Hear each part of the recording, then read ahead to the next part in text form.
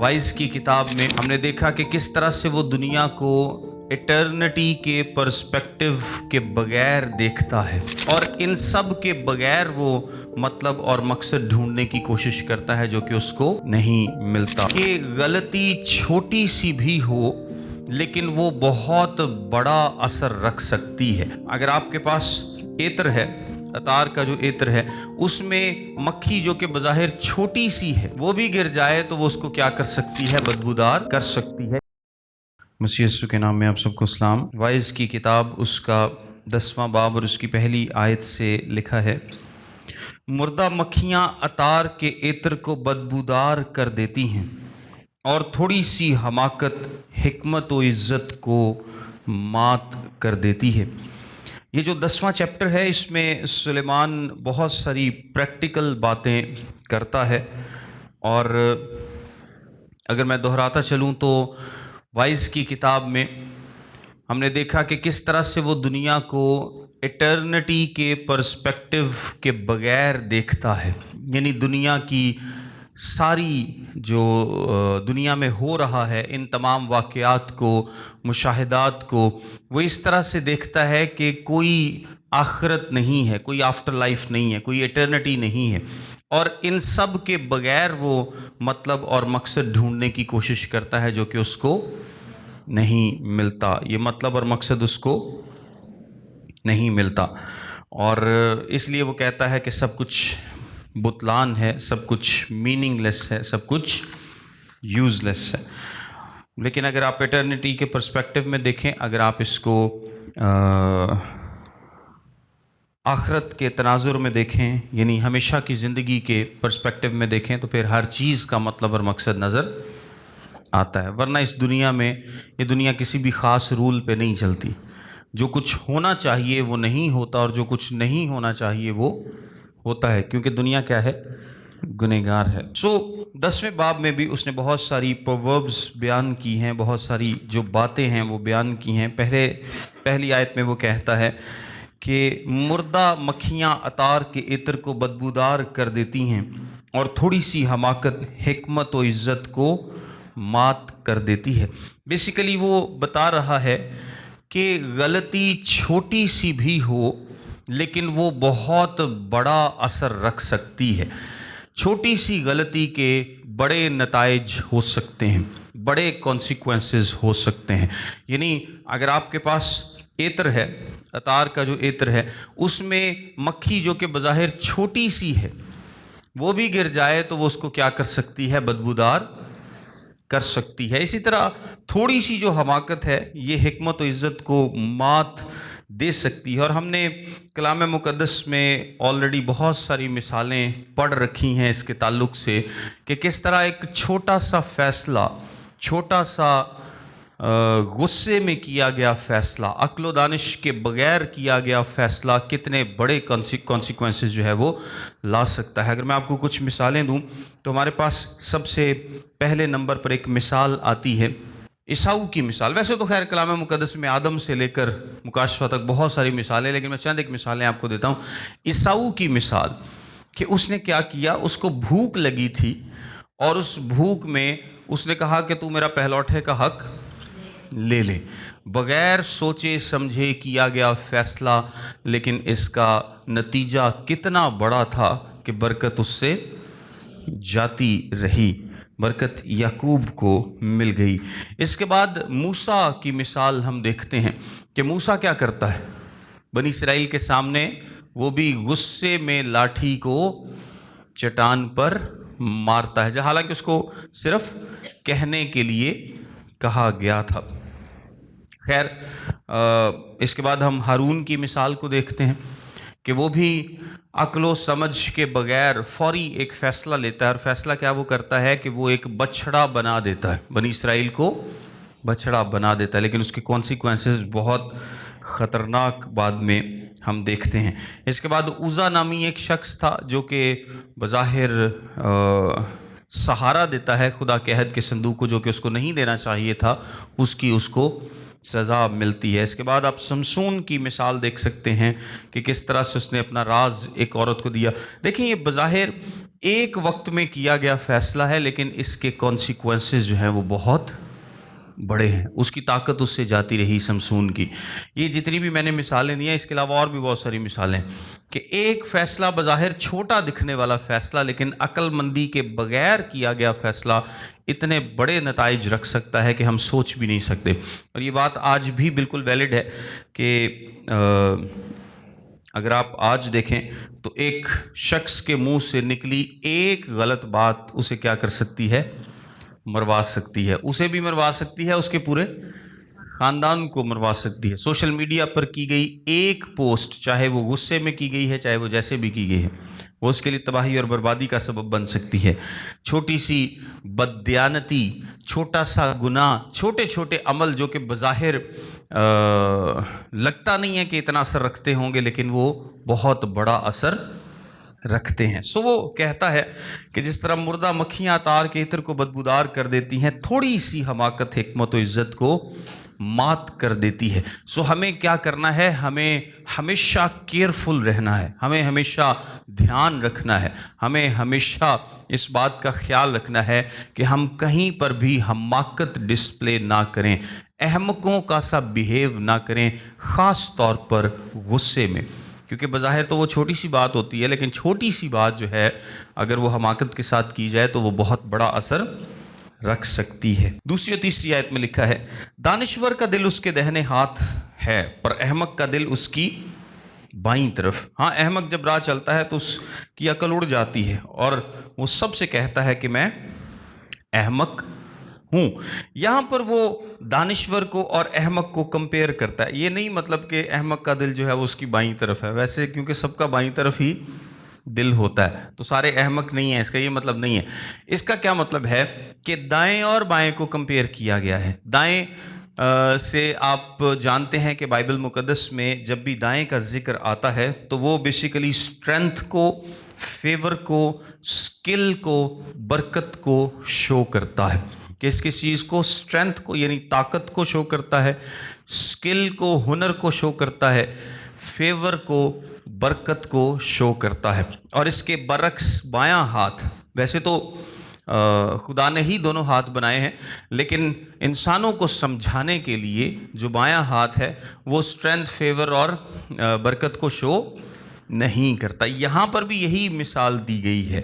یعنی جو عقل مند انسان ہے وہ اس کے لیے کیا کیا بیان کیا گیا ہے؟ Strength, skill and fever.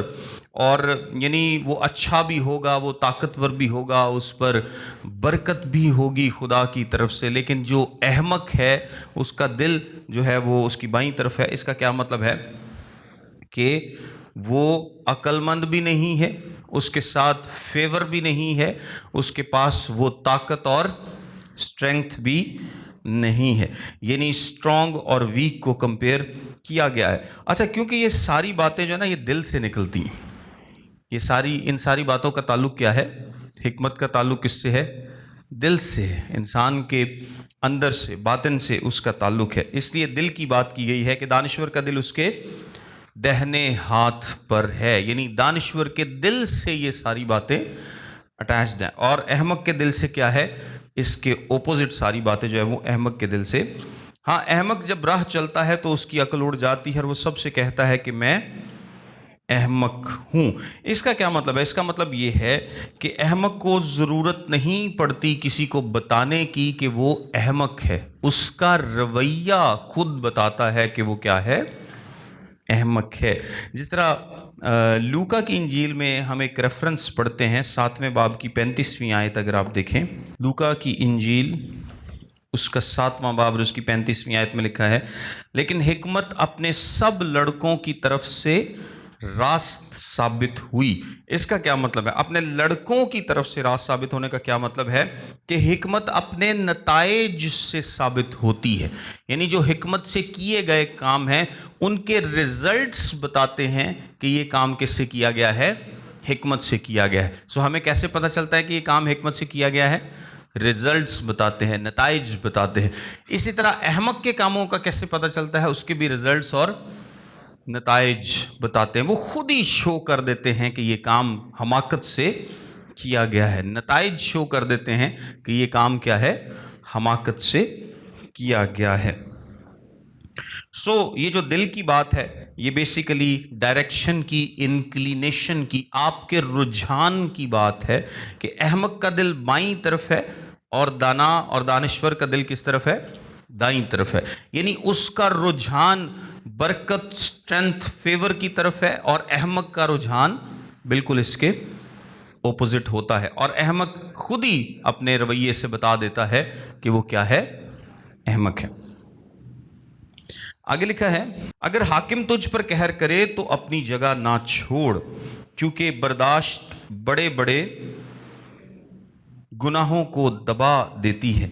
इसका क्या मतलब है? इसका मतलब ये है कि अगर आप कहीं पर भी कोई ऐसा काम कर रहे हैं और आपके ऊपर कोई ना कोई अथॉरिटी है, वो आपका बॉस हो सकता है, हाकिम हो सकता है, कोई भी शख्स हो सकता है जो आपके ऊपर है या जिसको आप रिपोर्ट कर रहे हैं या जिसके आप सबॉर्डिनेट हैं या आपका हाकिम है, कोई भी, अगर आपसे कोई भी गलती होती है या आपका जो हाकिम है, जो बॉस है, कोई भी है, वो गुस्सा करता है, तो आपको अपनी जगह को नहीं छोड़ना चाहिए। यानी अचानक से डिसीजंस नहीं लेने चाहिए। कुछ लोग करते हैं कि ज़रा सी गलती हुई, बॉस ने आके कुछ कह देता, वो कहते आप यार रिज़ाइन तो मैं चल रहा हूँ। ये काम आपको नहीं करना। यहाँ पर वो ये समझा रहा है कि आपको पैनिक नहीं होना, आपको छोड़ना नहीं है, आपको इमोशनली रिएक्ट नहीं करना उस सिचुएशन में।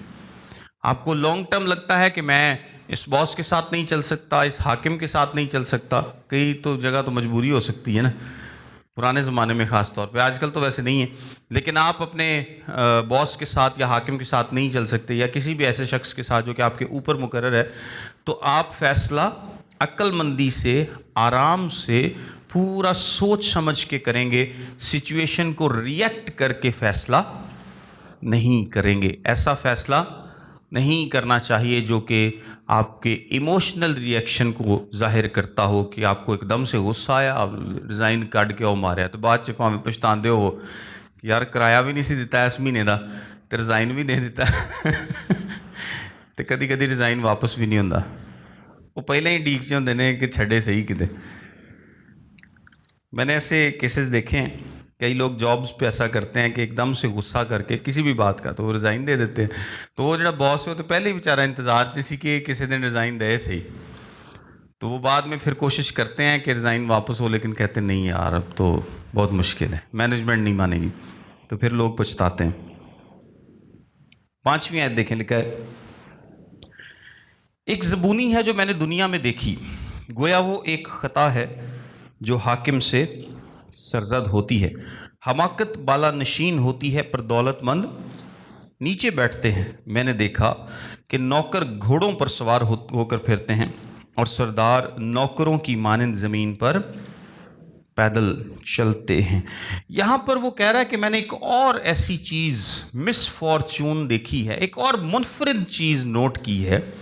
और यहाँ पर जो लिखा है ना कि दौलतमंद नीचे बैठते हैं, दौलतमंद से यहाँ मतलब सिर्फ पैसे वाला नहीं है, बल्कि दौलतमंद से यहाँ मतलब काबिल, तजर्बाकार, अक्लमंद और अहल भी है।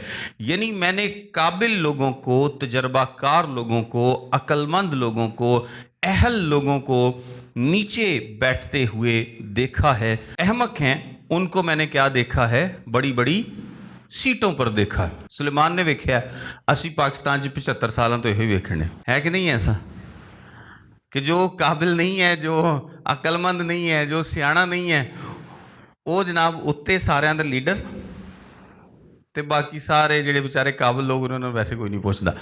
तो ये उस वक्त भी था, ये आज भी है और ये आगे भी होगा, ऐसे आगे भी ऐसे होगा। ऑल्दो कि हमेशा ऐसा नहीं होता, लेकिन इस दुनिया में क्योंकि ये चीज़ें ऐसी ही चलती हैं, करप्ट दुनिया है, गुनहगार दुनिया है। सो देखें, जो सुलेमान ने उस वक्त मुशाहिदा किया था वो आज भी वैलिड है और ये आगे भी वैलिड रहेगा। सो कहता है कि मैंने एक बड़ी अजीब सी चीज़ देखी और ये ख़ता है जो हाकिम से सरजद होती है, गलत काम है ये, और ऐसा नहीं होना चाहिए, लेकिन ऐसा होता है, ऐसा ہوتا ہے. اور میں نے نوکر گھوڑوں پر سوار ہو کر پھرتے میں نے دیکھا کہ نوکر گھوڑوں پر سوار ہو کر پھرتے ہیں. نوکر یعنی جو ملازم ہیں، گھوڑوں پر سوار ہونا جو تھا یہ ایک بڑا سمجھا جاتا تھا، ایک زبردست کام سمجھا جاتا تھا. اور وہ کہتا ہے کہ میں نے دیکھا ہے کہ نوکر جو ہیں عزت کی بات سمجھا جاتا تھا. وہ تو گھوڑوں پر سوار ہیں، جو شہزادے ہیں وہ کیا ہیں، ساتھ چل رہے ہیں. حالانکہ ہونا کیا چاہیے کہ شہزادے گھوڑیاں دے ہوتے تھے، نوکر تھلے ہونے چاہیے نے، لیکن یہ الٹ ہے. تو اس نے دو مثالیں دی ہیں کہ میں نے یہ الٹ کام ہوتے اس دنیا میں دیکھیں، اور یہ بالکل پاسبل ہے.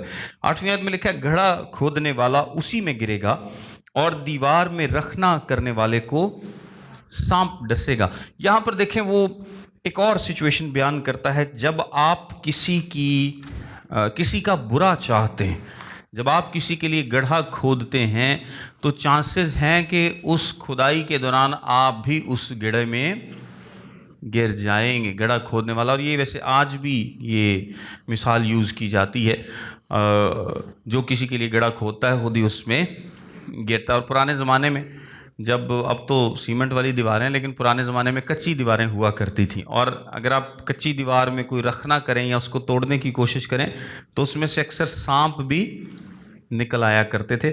گاؤں میں تو آج بھی ہے ایسا، اگر آپ پرانے گھروں میں جائیں کچی دیواروں میں دیکھیں. یعنی آپ کسی کا نقصان کرنا چاہیں گے تو آپ کا بھی نقصان ہو سکتا ہے، آپ کا بھی نقصان جو ہے وہ ہو سکتا ہے.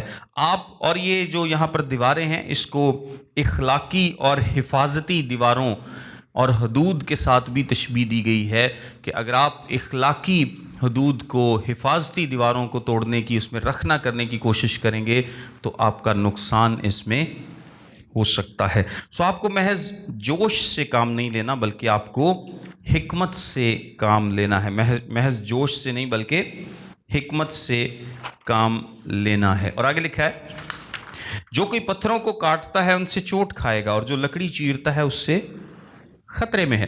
اس کا کیا مطلب ہے؟ پتھروں کو جو لوگ کاٹتے ہیں ان کو ہمیشہ ایک چانسز ہوتے ہیں کہ وہ ان کو چوٹ لگے گی ان پتھروں سے، اور بہت سارے لوگوں کو لگتی بھی ہے.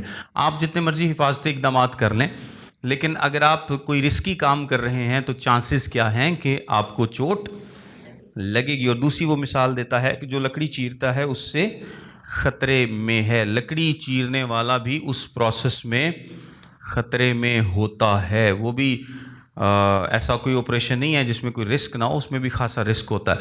تو وہ بتانے کی کوشش یہ کر رہا ہے کہ آپ کسی کے لیے گڑھا کھودیں، یعنی سلیمان یہاں پر یہ بتا رہا ہے کہ آپ کسی کے لیے گڑھا کھودیں، کسی کا نقصان کرنا چاہیں، اس میں بھی چانسز ہیں کہ آپ اپنا نقصان کریں گے. اور زندگی کے عام معاملات میں بھی اگر آپ حکمت سے کام نہیں لیں گے تو آپ اپنا نقصان کر سکتے ہیں. اگر آپ جلد بازی میں کام کریں گے، اگر آپ بغیر سوچے سمجھے کام کریں گے، اگر آپ پراپر حکمت سے کام نہیں کریں گے تو کیا ہو سکتا ہے؟ آپ کا نقصان ہو سکتا ہے. اور یہ بات آج بھی بالکل ویلڈ ہے کہ جو کام بلا سوچے سمجھے کیے جاتے ہیں، جو بنا پلاننگ کے کیے جاتے ہیں، جو بنا کسی ترتیب اور تیاری کے کیے جاتے ہیں، ان میں نقصان کا ڈر ہوتا ہے. میں نے ایک دفعہ بتایا تھا پہلے بھی کہ ہمارے علاقے میں ایک شخص تھا، تو اس نے کہا جی میں نے بزنس کرنا ہے. تو اس نے اپنا جو مکان تھا اس کے لیے بیچ دیا، اور مکان بیچ کے اس نے سارے پیسے کیا کیے؟ بزنس میں انویسٹ کیے. اور 3 مہینے میں اس کو بڑا لاس ہوا، مکان بھی گیا تھے، بزنس بھی گیا. تو کیا ہے؟ اس نے پراپر تیاری نہیں کی، حکمت سے کام نہیں لیا، پوری جانچ پڑتال نہیں کی، رسک لیا. اور اس میں رسک ہوتا ہے کہ اگر آپ حکمت سے کام نہیں لیں گے تو آپ اپنا نقصان کر سکتے ہیں. آپ جو بھی کام کر رہے ہیں اگر آپ حکمت سے کام نہیں لیں گے تو نقصان کر سکتے ہیں. 10ویں آیت میں لکھا ہے اگر کلہاڑا کند ہے اور آدمی دھار تیز نہ کرے تو بہت زور لگانا پڑتا ہے، پر حکمت ہدایت کے لیے مفید ہے. یہاں پر بھی وہ تیاری کی، منصوبہ بندی کی، حکمت عملی کی، سکلز کی، محنت کی بات کرتا ہے. دیکھیں 2 طریقے ہیں لکڑی کاٹنے کے لیے. اگر آپ کلہاڑی کو تیز نہیں کریں گے تو آپ کو کیا کرنا پڑے گا؟ وہ درخت والی پہ تو اتنا زور نہیں لگتا، لیکن جو ہوتے ہیں نا موٹے موٹے لاگز، اگر آپ کلہاڑے سے اس کو 2 حصے کریں تو اس پہ بڑا زور لگتا ہے، وہ خطرناک بھی بڑا ہوتا ہے۔ بعض اوقات کلہاڑا جو ہے وہ لکڑی سے سلپ ہو جاتا ہے، اور سلپ ہو کے ڈر ہوتا ہے کہ آپ کی ٹانگ پہ نہ لگے۔ میں نے کافی لکڑیاں کاٹی ہوئی ہیں شوقیہ، اس لیے مجھے پتا ہے کہ اگر کلہاڑا تیز نہ ہو تو بڑا زور لانا پیندا ہے اور بڑے ٹکانے تے مارنی پیندی ہے، پھر جا کے لکڑی جڑی وہ 2 ٹوٹے ہوندی ہے۔ عام بندے کو اگر آپ پکڑا دیں گے نا اتنی سی لکڑی اور کلہاڑا، تو زیادہ تر چانسز یہی ہیں کہ وہ اپنا نقصان کر بیٹھے۔ تو جب تک آپ کا کلہاڑا پراپر تیز نہیں ہے، جب تک آپ کی ڈائریکشن ٹھیک نہیں ہے، جب تک آپ کا نشانہ اس پہ ٹھیک نہیں ہے، لکڑی کوئی نہیں کٹی جاتی۔ تو یہی بات سلیمان سکھا رہا ہے کہ اگر کلہاڑی تیز نہیں ہے تو آپ زور لگاتے رہیں گے، لیکن لکڑی جو ہے وہ الگ نہیں ہوگی، وہ 2 ٹکڑے نہیں ہوگی۔ اسی طرح عام زندگی میں بھی ہمیں کس چیز کی ضرورت ہوتی ہے؟ ہمیں اپنے سکلز کو پالش کرنے کی ضرورت ہوتی ہے، ہمیں جو ایبلٹیز دی گئی ہیں ان کو نکھارنے کی ضرورت ہوتی ہے، ورنہ ہم کیا کرتے ہیں؟ ورنہ ہم احمقوں کی طرح زور لگاتے رہتے ہیں، زور لگاتے رہتے ہیں۔ یہ بھی اگر کلہاڑا تیز نہیں ہے تو وہ زور لگاتا رہے گا، اس کا وقت بھی ضائع ہوگا، نتائج بھی نہیں ملیں گے۔ لیکن اگر آپ پراپر سکلز کے ساتھ، منصوبہ بندی کے ساتھ سیکھ کے کام کریں گے، تو جس طرح کلہاڑی کو تیز کرنے میں تھوڑا سا ٹائم لگتا ہے، لیکن بعد میں وہ لکڑیوں کو جلدی کاٹ لیتی ہے، آپ کا ٹائم بھی بچتا ہے، نتائج بھی زیادہ ہوتے ہیں۔ اسی طرح اگر آپ کوئی بھی کام کرنے سے پہلے اس کی پراپر منصوبہ بندی کریں، اسے سیکھ لیں، پراپر سکلز حاصل کر لیں، تو کیا ہوگا کہ آپ کا زور بھی کم لگے گا، آپ کی ایفرٹ بھی کم لگے گی، آپ کا ٹائم بھی کم لگے گا اور آپ کو نتائج بھی زیادہ ملیں گے۔ اگر سانپ نے افسون سے پہلے ڈسا ہے تو افسون گر کو کچھ فائدہ نہ ہوگا۔ یہ جو سپیرے ہوتے ہیں نا بین بجانے والے یا جادو کرنے والے، افسون گر ویسے جادوگر کو کہتے ہیں، یہ بیسیکلی سانپ کے اوپر جو مرضی منتر کر لے اپنی طرف سے، لیکن وہ کب کارآمد ہے؟ جب تک سانپ نے ڈسا نہیں ہے تب تک تو کارآمد ہو سکتا ہے۔ ان کیس اگر وہ کارآمد ہوتا بھی ہے تو وہ کب کارآمد ہوگا؟ جب تک سانپ ڈس نہیں لیتا۔ تو جدو سپ نے ڈس لیا نا، وہ بعد تو کوئی فائدہ نہیں، بین بجان دا یا جادو کرن دا کوئی فائدہ نہیں۔ اسی طرح سلیمان کہتا ہے کہ کوئی خطرہ ہے، کوئی ڈینجر ہے، کچھ بھی ہے، اگر آپ اس پر پہلے قابو پا لیں تو پھر تو اس کا فائدہ ہے۔ یعنی آپ کو پتہ ہے کہ فلاں جگہ پر کام خراب ہو سکتا ہے، وہ ڈیفرنٹ سچویشنز ہو سکتی ہیں لائف میں جہاں پر آپ کو لگتا ہے کہ خرابی پیدا ہو سکتی ہے۔ آپ ویٹ کرتے رہتے ہیں، انتظار کرتے رہتے ہیں، پروکراسٹینیشن کرتے رہتے ہیں، آپ ایکشن نہیں کرتے، آپ پراپر اس کے لیے، اس کی روک تھام کے لیے کچھ نہیں کرتے، اور وہ کام ہو جاتا ہے تو اس کے ہونے کے بعد پھر جو مرضی کریں اس کا فائدہ نہیں ہوگا۔ آپ کو جو بھی کرنا ہے ایونٹ سے پہلے کرنا ہے، نقصان کے ہو جانے سے پہلے کرنا۔ اور اس کی بہت ساری مثالیں آپ دیکھ سکتے ہیں، جس طرح میں نے خطرے کی بات بتائی ہے، اور بہت ساری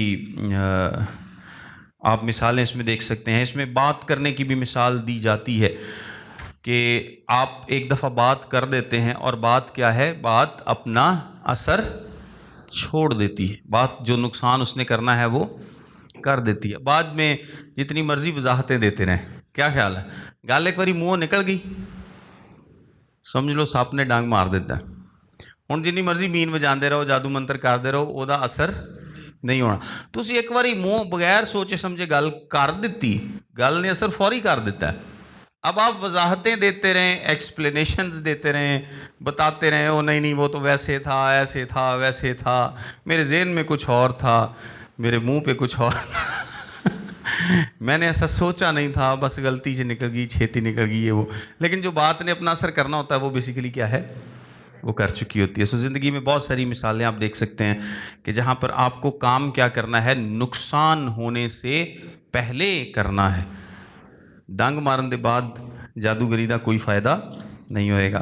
12ویں آیت میں لکھا ہے، دانش مند کے منہ کی باتیں لطیف ہیں، پر احمق کے ہونٹ اسی کو نگل جاتے ہیں۔ یہاں پر گفتگو کی بات کی گئی ہے، احمق اور دانش مند کی गुफ्तगू को कंपेयर किया गया है कि, और आपको पता है कि ज़ुबान पर वैसे भी बाइबल मुक़द्दस में बहुत ज़ोर दिया गया है कि हमारी ज़ुबान कैसी होनी चाहिए। हमारी ज़ुबान बहुत ज़्यादा असर रखती है। हमारा कलाम हमेशा नमकीन हो, यानी अच्छा हो, दूसरों के लिए तरक्की का बायस होना चाहिए। इसमें से मीठा पानी ही निकलना चाहिए, कड़वा पानी नहीं निकलना चाहिए। सो दानिशमंद की गुफ्तगू बेसिकली सुकून देती है, बरकत देती है, भलाई का सबब होती है, दूसरों के लिए हौसला अफजाई का सबब होती है, झगड़ों को ख़त्म करती है और इज़्ज़त और मकबूलियत का सबब बनती है। इसके बायस जो अहमक की गुफ्तगू है वो मुसीबत में उसे फंसा देती है, वक़ार को मजरू करती है, ताल्लुकात को तबाह करती है, और अहमक को किसी बैरूनी दुश्मन की ज़रूरत नहीं पड़ती कि उसको तबाह बर्बाद करे। वो ख़ुद ही अपनी ज़ुबान से अपने आप को तबाह बर्बाद करने के काबिल होता है, खुद कफील होता है। उसके मुंह की बातों की इब्तदा हमाकत है और उसकी बातों की इंतहा फितना अंगेज़ अबलही। इसका क्या मतलब है? इसका मतलब है कि अहमक जब बोलना शुरू करता है, अहमक जब गुफ्तगू का आगाज़ करता है, तो वो आगाज़ ही क्या है? हमाकत है। वो आगाज़ ही क्या होता है? हमाकत होता है।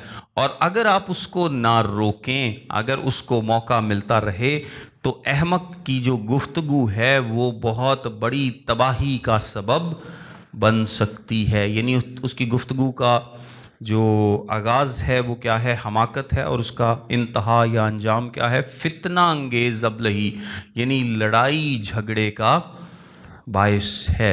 और ये आप अक्सर देख सकते हैं कि अहमक की जो गुफ्तगू है उसका आगाज़ गुस्से से, हसद से, गुरूर से होगा, और उसका अंजाम लड़ाई और बुराई पर होगा। और ये एक पैटर्न है अहमक की गुफ्तगू।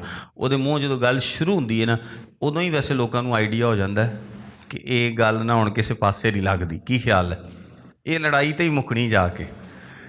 ਤੇ ਅਹਿਮਕ ਦੀ ਗੱਲ ਫਿਰ ਜਦੋਂ ਸ਼ੁਰੂ ਹੁੰਦੀ ਨਾ ਹਮਾਕਤ ਤੋਂ, ਤੇ ਉਹ ਵਾਕਈ ਲੜਾਈ ਤੇ ਹੀ ਮੁੱਕਦੀ ਜਾ ਕੇ, ਉਸ ਤੋਂ ਪਿੱਛੇ ਨਹੀਂ ਰੋਕਦਾ ਉਹ, अगर उन्हें रोका ना जाए तो। 14वीं आयत में लिखा है, अहमक भी बहुत सी बातें बनाता है, पर आदमी नहीं बता सकता कि क्या होगा, और जो कुछ उसके बाद होगा उसे कौन समझा सकता है। यानी अहमक ऐसे बोलता है, बहुत सी बातें बनाता है। इसका क्या मतलब है? कि अहमक ऐसे बोलता है जैसे उसको बहुत ज़्यादा इल्म है, उसके पास बहुत ज़्यादा नॉलेज है, उसको बहुत सी बातों का पता है, लेकिन एक्चुअल में उसको पता नहीं होता। वो प्रिटेंड करता है, वो शो करता है कि वो बहुत कुछ जानता है, या मुस्तकबिल के बारे में बहुत कुछ जानता है। हालांकि, और आगे लिखा है कि पर आदमी नहीं बता सकता, यानी अहमक के अलावा कोई भी नहीं बता सकता। अहमक भी नहीं बता सकता और कोई दूसरा भी नहीं बता सकता कि फ्यूचर में क्या होगा। और आप टीवी चैनल्स पर देखें तो आपको आराम से मिसालें मिल जाएंगी, जो लोग बैठ के तो अंदाज़े लगा रहे होते हैं ना कि ये होगा, वो होगा, फलाना होएगा, ईरान नाल इंज हो जाएगा, तो अमरीका नाल इंज हो जाएगा, तो ट्रंप आ कर देगा, तो फलाना हो जाएगा, तू वेखी ज़रा इस तरह हो जाएगा। मैं कहता है बस कलाम मुक़द्दस के मुताबिक आपको फ्यूचर का नहीं पता। डोनाल्ड ट्रंप अगर बंदे था तो वैसे ही नहीं पता किसी को कि वो की करेगा, क्योंकि वो काफ़ी ज़्यादा अनप्रडिक्टेबल है, तो किसी को फ्यूचर का नहीं पता। लेकिन अहमक बेसिकली क्या करते हैं? वो ऐसे बात करते हैं जैसे उन्हें सब कुछ मालूम है, उन्हें सब कुछ पता है, लेकिन वो कहता है कि कोई भी नहीं बता सकता कि क्या होगा, जो कुछ उसके बाद होगा उसे कौन समझा सकता है। नोबडी नोज द फ्यूचर, कोई भी नहीं जानता कि फ्यूचर में क्या होगा। सो इंसान को हमेशा हकीकत पसंद होना चाहिए। आगे लिखा है, अहमक की मेहनत उसे थकाती है क्योंकि वो शहर को जाना भी नहीं जानता। अच्छा, यहाँ पर पहली तो बात यह है कि अहमक मेहनत करना ही नहीं चाहता। पहली बात क्या है? कि अहमक मेहनत करना ही नहीं चाहता। मैं इसलिए मतलब ये जो जितनी बातें आपको मैंने बताई हैं अहमक के ताल्लुक से, अकलमंद के ताल्लुक से, ये तुसी ये ना सोचते रहो कि कोई अहमक सी जिन्हों वेख्या से सुलेमान है, अपनी ज़िंदगी ते इन्हों अप्लाई करो। क्या ख्याल है कि हम में कौन सी ऐसी बातें हैं जो कि अहमकों से ज़्यादा करीब हैं, और कौन सी ऐसी बातें हैं जो कि अक्लमंदों के ज़्यादा करीब हैं? अगर हम चीज़ों को डिले करते हैं तो हम अहमकों वाली साइड पे, हम एक काम करना चाहिए और हम वो काम नहीं करते, तो हम कौन सी साइड ले रहे हैं? अहमकों वाली साइड ले रहे हैं। हम बिला सोचे समझे बोलते हैं तो हम कौन सी साइड ले रहे हैं? احمقوں والی سائڈ لے رہے ہیں. ہم ایک دم سے ریئیکٹ کرتے ہیں یا اوور ریئیکٹ کرتے ہیں، بعض اوقات ایموشنل ہو جاتے ہیں. تو ہم کون سی سائڈ لے رہے ہیں؟ احمقوں کی سائڈ لے رہے ہیں. تو آپ کو ان ساری باتوں سے خود کا بھی اندازہ لگانا ہے کہ میں کس سائڈ پہ جا رہا ہوں. وہ کہتا ہے کہ احمق کی محنت اسے تھکاتی ہے کیونکہ وہ شہر کو جانا بھی نہیں جانتا. اب اس کا کیا مطلب ہے؟ پہلی تو بات یہ ہے کہ احمق جو ہے وہ محنت کرنا ہی نہیں چاہتا، اور اگر وہ محنت کرے بھی تو وہ بہت جلدی کیا ہوتا ہے؟ تھک جاتا ہے. ساڈے کئی عظیم کرسچن ਭਰਾ ਹੁੰਦੇ ਨੇ ਸਾਡੇ ਪਿੰਡਾਂ 'ਚ ਸ਼ਹਿਰਾਂ 'ਚ ਹਰ ਜਗ੍ਹਾ 'ਤੇ, ਉਹ ਕਿਤੇ ਨੌਕਰੀ ਕਰਕੇ ਰਾਜ਼ੀ ਨਹੀਂ ਹੁੰਦੇ, और अगर वो कर भी लैन ना तो वो 1-2 दिन जाते हैं. मैंने बहुत सारे लाइफ में ऐसे देखे, और विदाउट एनी रीज़न वो क्या करेंगे? वो कहेंगे नहीं यार मेरे को नहीं होता, ये काम मेरे को नहीं होना. मतलब वो मेहनत करना नहीं चाहते बेसिकली. एक तो मैंने आपको बात बताई कि वो मेहनत करना नहीं चाहते, दूसरा अगर वो मेहनत करें भी तो वो क्या है? बहुत जल्दी थक जाते हैं. और आगे मिसाल भी क्या दी गई है? मिसाल दी गई है क्योंकि वो शहर को जाना भी नहीं जानता. अब इसका क्या मतलब? इसका क्या मतलब है कि शहर गांव में या पुराने ज़माने में एक ही नॉर्मली सड़क शहर को जाया करती थी, और सबको नज़र आ रहा होता था कि ये क्या है? शहर जाने का रास्ता है. अहमक इतना सुस्त होता है या इतना वो थक जाता है कि वो कहता है कि उसको ये तक नहीं पता होता कि ਇਹ सड़क ਜਿਹੜੀ है शहर ਨੂੰ ਜਾਂਦੀ, क्योंकि ज़िंदगी 'ਚ मेहनत दी आदत नहीं है. थक जाता है, जल्दी थक जाता है. ये वैसे ना बात सोचने वाली है. कभी कभी इंसान बहुत मेहनत करता है और वो थक जाता है, तो ये तो बड़ी अच्छी बात है. लेकिन अहमक बेसिकली मेहनत करते ही नहीं है, और अगर थोड़ी सी भी करें तो क्या है? थक जाते हैं.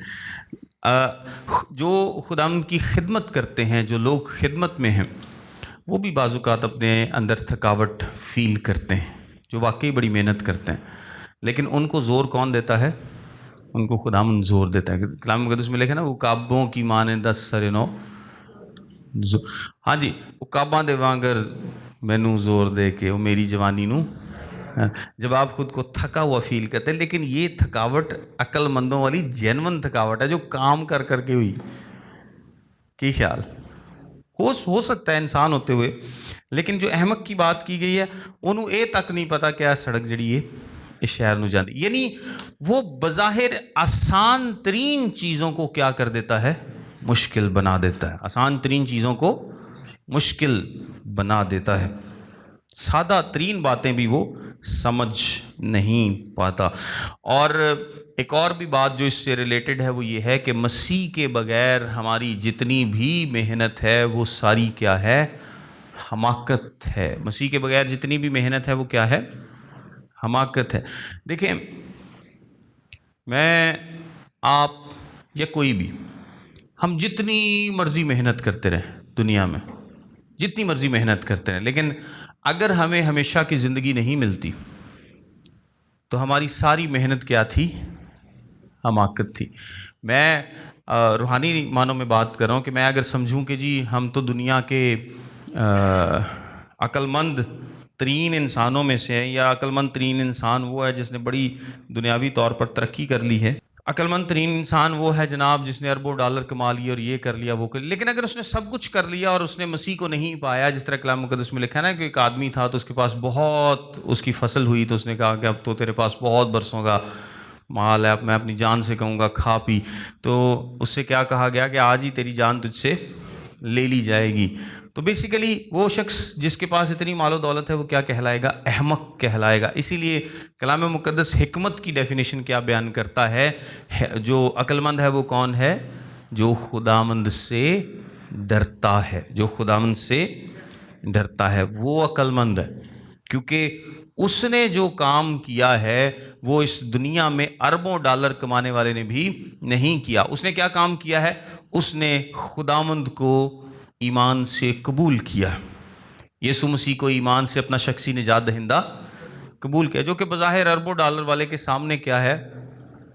एक बेवकूफ़ाना अमल हो सकता है, लेकिन असल में हिकमत का स्टेप, उसका अमल वही है जो उसने किया है, क्योंकि उससे वो हमेशा की ज़िंदगी पाएगा. और उसने कुछ किया भी नहीं है, کوئی محنت نہیں کی, کوئی کام نہیں کیا, کوئی کچھ نہیں کیا, صرف یسوع مسیح کے کام پر ایمان لایا اور ہمیشہ کی زندگی پا گیا. تو دوجے پاسے ایک بندہ جناب ساری عمر محنت کر کے ایڈیاں وڈیاں امپائرز کھڑیاں کیتیاں, لیکن یسوع مسیح دے ایمان نہیں لے آیا. تو اینڈ سے پھر سیاਣਾ کون ٹھہریا؟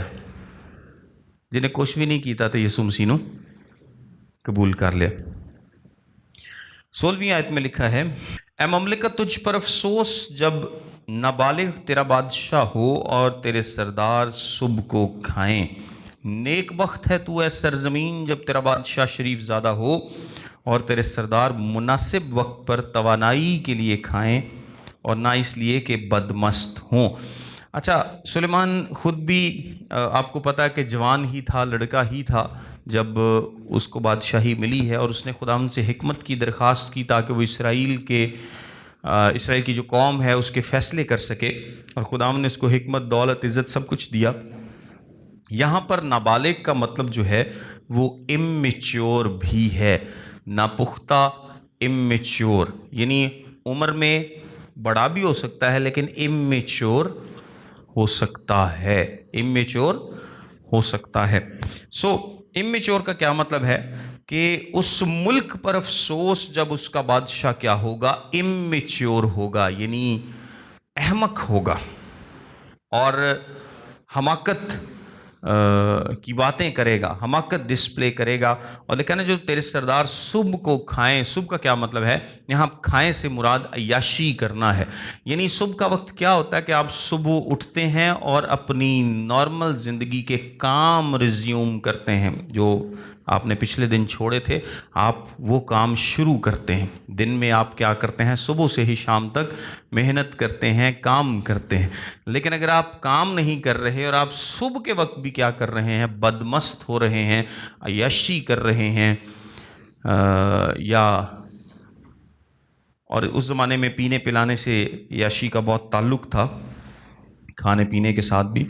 تو اگر آپ یہ کام کر رہے ہیں, عیاشیاں کر رہے ہیں اور کام نہیں کر رہے, تو آپ امیچورٹی کا ثبوت بھی دے رہے ہیں. اور اس ملک پر افسوس ہے جس کا بادشاہ اس طرح کا ہو. لیکن اس ملک کے لیے اچھی بات ہے, خوشی کی بات ہے کہ اگر اس کا بادشاہ کیا ہو؟ شریف زادہ ہو. شریف زادہ مطلب صحیح والا شریف. اور تیرے سردار مناسب وقت پر توانائی کے لیے کھائیں اور نہ اس لیے کہ بدمست ہوں, یعنی وہ اپنی ریکوائرمنٹ کے مطابق عقل مندی سے بسر کرتے ہوئے چیزوں کو, خدا کی مہیا کردہ چیزوں کو انجوائے کریں, نہ کہ اپنی عیاشیوں کے لیے. اس میں ایک دو باتیں میں اور آپ کو بتاتا ہوں کہ روحانی طور پر ہمیں جو یہاں سے سبق ملتا ہے وہ یہ ہے کہ ہمیں اپنی ترجیحات کو درست کرنا چاہیے. صبح کا ٹائم جو ہے وہ بدمست ہونے کا نہیں ہے. بدمست ہونے کا تو خیر کوئی بھی ٹائم نہیں ہے, لیکن صبح کا ٹائم کس لیے ہوتا ہے؟ تاکہ آپ صبح کام کر سکیں. آپ صرف اس وقت کھائیں, اتنا کھائیں, وہ کھائیں جو کہ ضروری ہے. یعنی آپ اپنی ترجیحات کو درست کرتے ہیں کہ مجھے کام کرنا ہے, کھاتا میں اس لیے کھاتا ہوں تاکہ میں زندہ رہ سکوں, میرے اندر انرجی ہو, نہ کہ بدمست ہونے کے لیے. سو آپ اپنی پرائیورٹیز کو سیٹ کرتے ہیں, آپ اپنے جسم کو خراب نہیں کرتے. اور دوسرے نمبر پر اب تو ویسے بھی روح القدس جو ہے, ہمارے جو بدن ہے وہ روح القدس کا مقدس ہے, تو ہمیں کسی بھی صورت اس مقدس کو برباد نہیں کرنا. کاہلی کے سبب سے کڑیاں جھک جاتی ہیں اور ہاتھوں کے ڈھیلے ہونے سے چھت ٹپکتی ہے. یعنی جو لوگ سستی کا مظاہرہ کرتے ہیں, دیکھ بھال نہیں کرتے, چیزوں کا خیال نہیں رکھتے, ٹائملی ایکشن نہیں لیتے, تو کیا ہوتا ہے؟ اس سے نقصان ہوتا ہے. گاؤں میں چھتوں پر لینٹر نہیں ہوا کرتے تھے. ایون کہ لینٹر پر بھی اگر آپ اس کو پراپر کور نہیں کریں گے, پراپر خیال نہیں رکھیں گے, کہیں سے بارش پانی تھوڑا سا راستہ بنا لے, اس کو کور نہیں کریں گے, تو آہستہ آہستہ پانی کی کرتا ہے, پانی برباد کر دینا, لینٹر نو بھی برباد کر دینا. تو پرانے زمانے میں تو ویسے چھتیں کچی ہوا کرتی تھیں. تو اگر آپ کی چھت تھوڑی سی ٹپکنا شروع ہوئی ہے اور آپ نے ٹائملی اس پہ کوئی ایکشن نہیں لیا, تو نیکسٹ بارش میں وہ زیادہ ٹپکے گی. اور ایک دو بارشوں کے بعد وہ ایک دو بالے تھے جناب تھلے لے ہی آنے نے انہیں टूट जाएगी, झुक जाएगी, नुकसान होगा, गिर जाएगी अगर आप प्रॉपर एक्शन नहीं लेंगे, वक्त पर एक्शन नहीं लेंगे, बड़े नुकसान का सबब बन सकती है। और इस इमेजरी के साथ मैं एक और आपको बात बताता हूँ कि गुनाह और दुनियादारी की जो बारिश है वो दिल में टपकेगी और हमारा ईमान कमज़ोर होकर गिर जाएगा, ईमान कमज़ोर होकर गिर जाएगा। सो हमें क्या करना है, रूहानी दीवारों और छत की मुसलसल निगरानी करनी है। और मुसलसल निगरानी करने का तरीका एक ही है कि आप दुआ करते हैं, आप बाइबल मुक़द्दस पढ़ते हैं और खुदा के साथ एक मज़बूत रिश्ते में, ताल्लुक़ में कायम रहते हैं। आगे लिखा है, हंसने के लिए लोग ज़ियाफ़त करते हैं और मैं जान को खुश करती है और रुपए से सब मकसद पूरे होते हैं। अच्छा, ये जो लिखा है ना, हंसने से लोग ज़ियाफ़त करते हैं, इसका क्या मतलब है? हंसने के लिए लोग ज़ियाफ़त करते हैं कि लोग वक्ती खुशी के लिए, खुशी को सेलिब्रेट करने के लिए पार्टीज़ रखते हैं।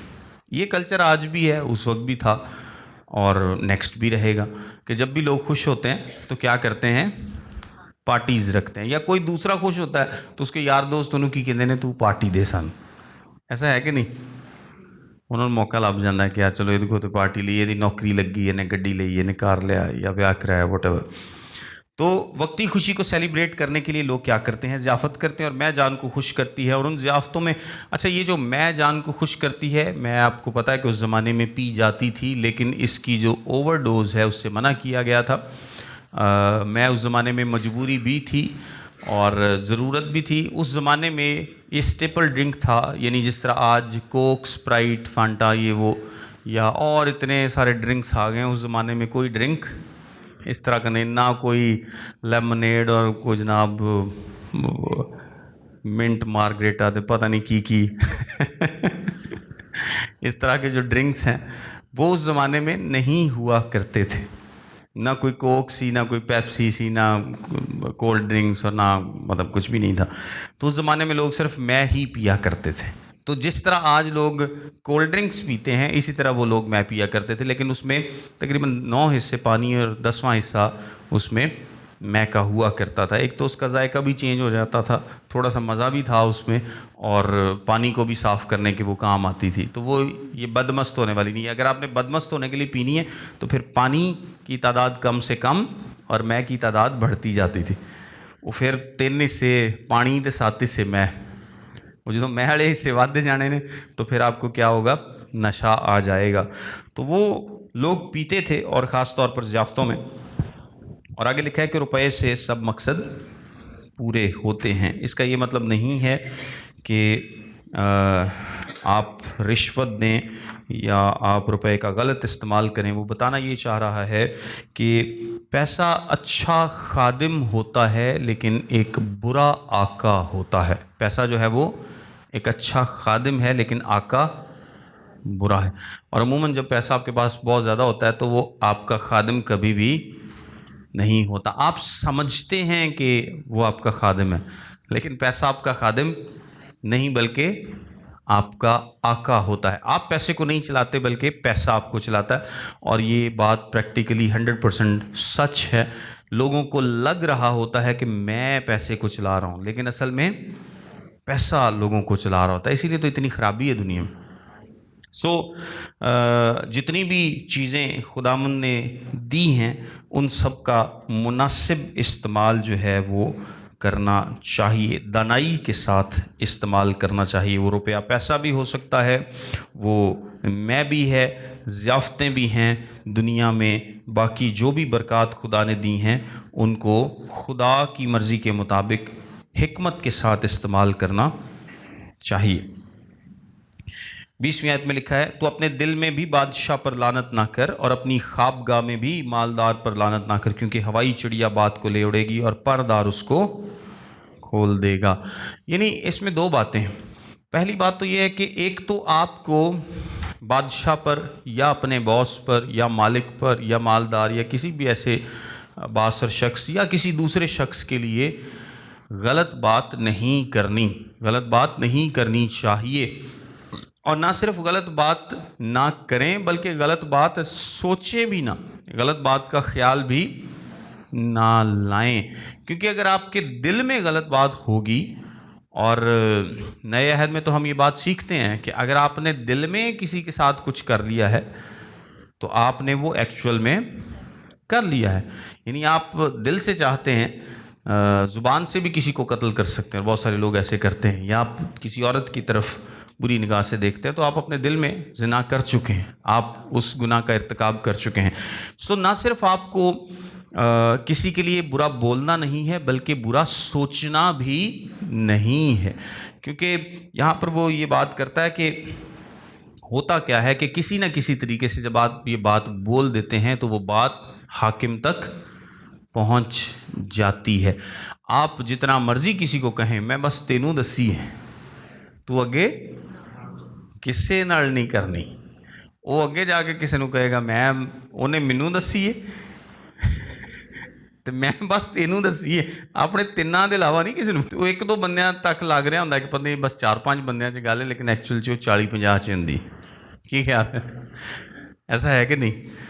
تو وہ آج کل نے ہم ایک جملہ استعمال کرتے کہ جی دیواروں کے بھی کان ہوتے ہیں، تو یہی بات وہ کہہ رہا ہے کہ ہوائی چڑیا بات کو لے اڑے گی، اور پردار یعنی کوئی بھی پروں والا جاندار اس کو کھول دے گا، مطلب آپ کی بات، آپ کی کہی ہوئی بات آگے ڈیلیور ہو جائے گی، پتہ چل جائے گا، چاہے آپ جتنا مرضی اس کو چھپائیں۔ بہتر کیا ہے کہ آپ کوئی بات ایسی کریں ہی نہ، اور اس سے بھی بہتر کیا ہے کہ آپ ایسی بات سوچیں ہی نہ، کیونکہ سوچیں گے جو دل میں بھرا ہے وہی منہ پر آئے گا، زبان پر آئے گا۔